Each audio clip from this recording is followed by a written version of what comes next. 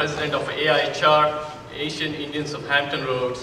AIHR is an educational, non-political, non-profit organization. The President of India, the Honorable Pranab Mukherjee, has said, "In my view, education is the true alchemy that can bring India its next golden age." As its first ever scholarship winner, AIHR proudly congratulates Saili Deshpande. Please join AIHR in congratulating Karishma Kubani. The Indian Constitution took a lot of its provisions from the United States Constitution. Gandhi led the fight for independence in India, and his strategy of nonviolence is what Martin Luther King used to make our Constitution make sense in the 1960s. The real spirit that so many who, maybe have originally called India home, or their parents or grandparents did, what they brought to America and made this a vibrant economy as well. So, like so many, and Bobby and others, so we're going to be looking for opportunities along with the ambassador, strengthening those relationships, strengthening the economies of both countries. This is essential, and just celebrating the fact that we're both democracies, and this too is an essential tie that binds the two countries together. I'd like to introduce a few other guests in the audience. We have with us Dr. Alan Krasnov, Mayor of Chesapeake. We have Jennifer Stevenson, Associate Director, College of William and Mary. Dr. Ann Schwartz-Miller, Co-Chair, Norfolk Sister City Association. Ashley McLeod, Executive Director, Norfolk Sister City Association. Mr. Bob Sullivan, President, World Affairs Council. Dr. Rice, Vice President, Hampton Roads Community Foundation. Aaron McDowell, Commissioner of Revenue, Norfolk. Vishnu Nakarwala, I see he's already standing up there. He's the past president and the chairman of the Hindu Temple. And Dr. Vinod Agarwal, who's past president of the temple. Not only do we have many Indian students in business, in law, in arts and sciences, other parts of campus, but we are increasing our focus on India in our curriculum. We pretty recently founded a South Asia minor as part of the Asian and Middle Eastern Studies degree program. And 3 years ago, we were selected as one of 10 U.S. universities by the Institute for International Education to be part of a special U.S.-India higher education initiative in which our top administrators went to Delhi, Bangalore, Mumbai, and met with their counterparts in high-ranking Indian institutions. We at Old Dominion University give a high importance to our relationship with Asia and especially with India. We have one of the largest contingents of students, international students coming from India. As a result, we decide, in last October, we opened the first international offices outside the United States for ODU. One of them is located in Mumbai, India. It is indeed an honor that Mayor Alan P. Krasnov and the Chesapeake City Council present this certificate of honorary citizenship to Her Excellency Nehru Pama Rao, Ambassador from India, in honor and appreciation of your visit during the 64th Republic Day celebration in the city of Chesapeake, Virginia. Hosted by the Asian Indians of Hampton Roads, City of Chesapeake, Virginia, given under the corporate seal of the City of Chesapeake, Virginia, United States of America, this 10th day of February 2013, signed by yours truly, and I'm here to present a key to our city.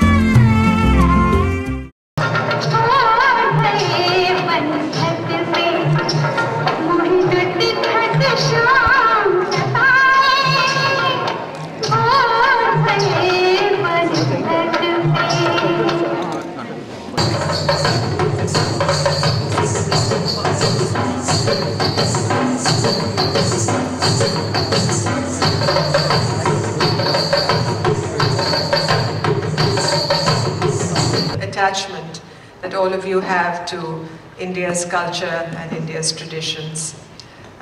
Even after crossing the 7 seas, this is a culture that stays vibrant and alive and relevant, because the message of India is what we convey through our culture and through our traditions. India's soft power comes from a civilization of over 5,000 years, a civilization that is resilient, that has endured all twists and turns in our history, and still stayed alive and very relevant and constantly evolving.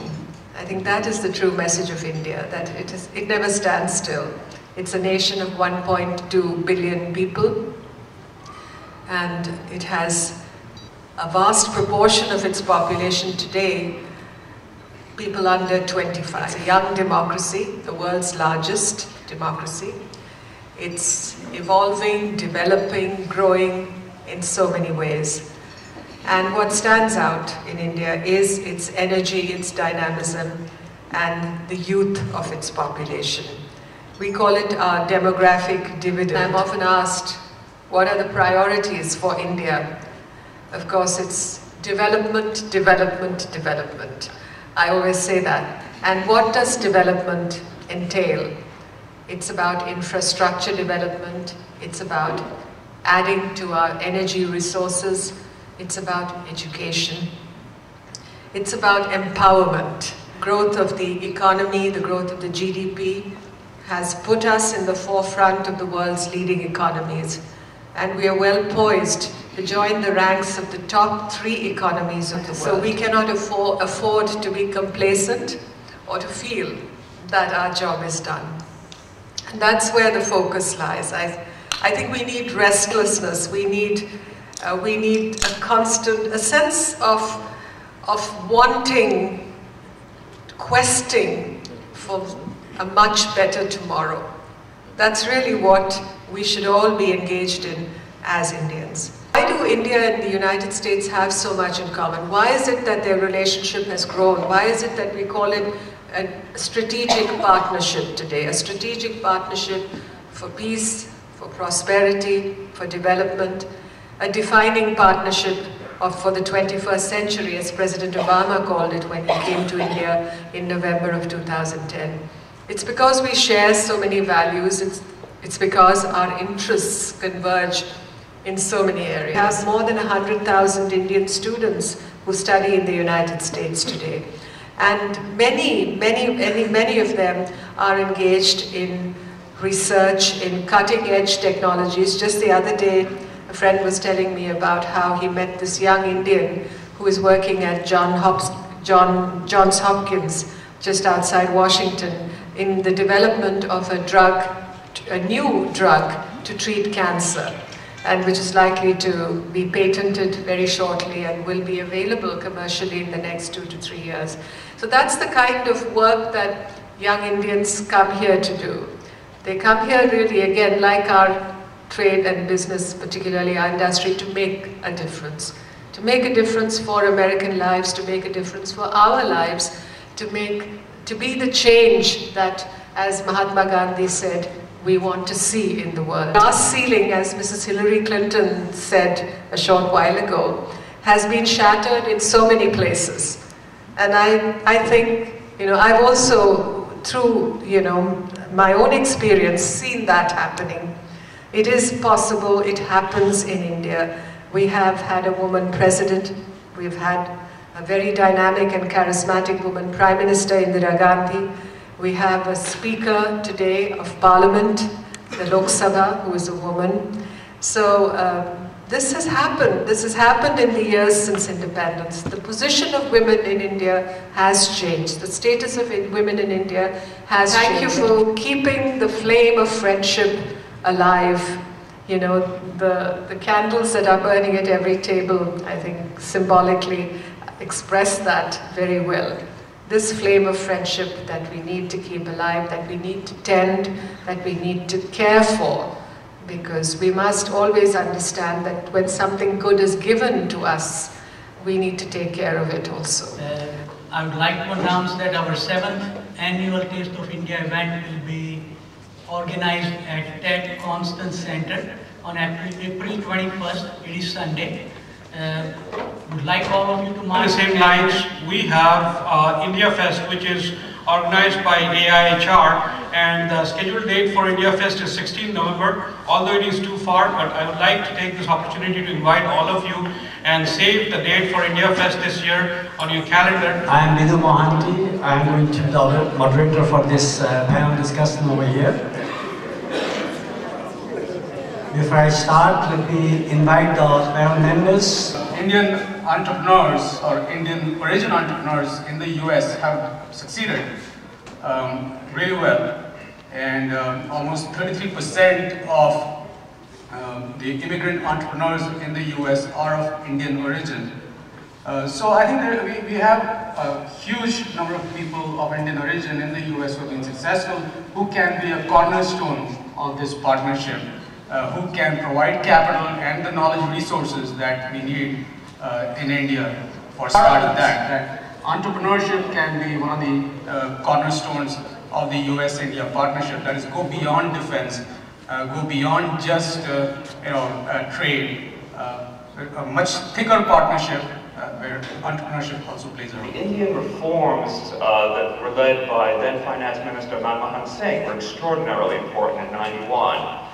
And of course, the culminating moment after the nuclear tests, when President Clinton goes to India and has what was a transformative experience for relations between the two countries. Some big strategic problems that India faces. America's too far away. We can't do much. India's borders with China, it's not a place where America can help very much. The future of Tibet. Prior to 1920, there were maybe 7,400 Indians who arrived in the United States. By 1970, there were less than 100,000 of us in this country. By 2011, the ambassador pointed out that there are more than 3 million in this country. Mark Warburg, former governor of Virginia, was supported financially significantly by the Indian community. He took a delegation to India, first governor of Virginia and India. He appointed over 100 Asian Indians on various boards and commissions in the Commonwealth. Prior to this, believe me, I did this research on this, the only 2 Asian Indians had ever been appointed in any boards or commissions in the Commonwealth, in any given administration. But I wanted to go from the political and the broad stroke to maybe a little more of a granular approach on some business issues. I'm a business attorney, been practicing 33 years in the Commonwealth. I have an MBA in my background as well. As you know, in this country, environmental laws are pervasive. There's federal laws, there's state laws, and there are local laws. Those laws interact and they regulate and affect how you do business. And that relates from not only what you manufacture and what you do with waste and stuff like that, it extends all the way to issues like owning real estate and what your exposure and liability might be there for prior users of that real estate. So you got to be aware of the environmental dragnet out there in the U.S. and how those environmental laws are enforced, because they can have a dire impact on the risk of your business. When it comes to counter-terrorism between India and the United States, it's not about drone technology, let me say that first and foremost. It's about intelligence sharing, it's about information sharing, it's about development of capacity to deal with threats to security.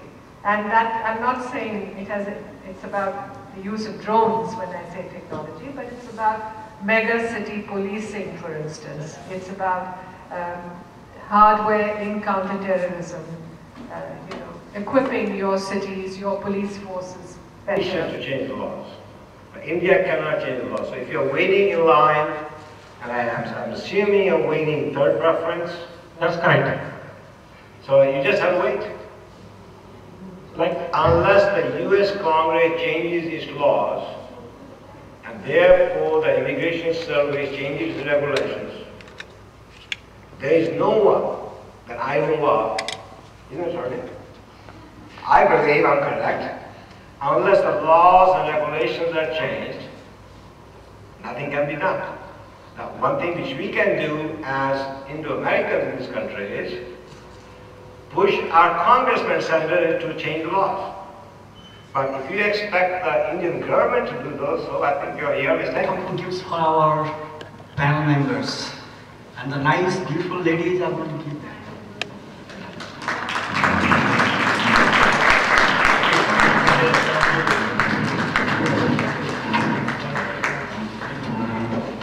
I request our Secretary of AIHR, Manisha Trivedi, to give the vote of thanks. Finally, I would like to thank the Hindu Temple of Hampton Roads for providing this wonderful venue where we can meet and share ideas. An event of this scope does not happen overnight.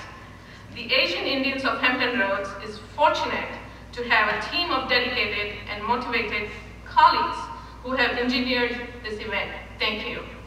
And also, I would like to special thanks to junior AIHR volunteers who really work hard today. Please. Most importantly, I want to thank you all for joining us today. I wish you all a happy Republic Day and may the light of freedom shine wherever you are. Thank you.